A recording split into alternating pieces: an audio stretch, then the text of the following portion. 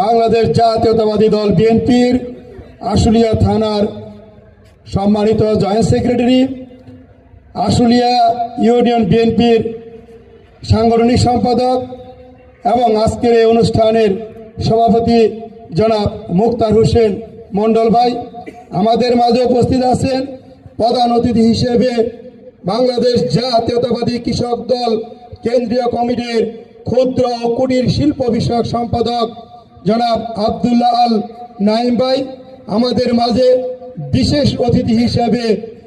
যিনি আসন গ্রহণ করেছেন তিনি ঢাকা জেলা যুবদলের যুগ্ম সাধারণ সম্পাদক, সাবেক আশুলিয়া থানা যুবদলের সাধারণ সম্পাদক, এই অঞ্চলের কৃতি সন্তান জনাব তাজুল ইসলাম তাজুল ভাই, আমাদের মাঝে উপস্থিত আছেন ঢাকা জেলা কৃষক দলের আহ্বায়ক কমিটির যুগ্ম আহ্বায়ক জনাব জসিম খন্দকার,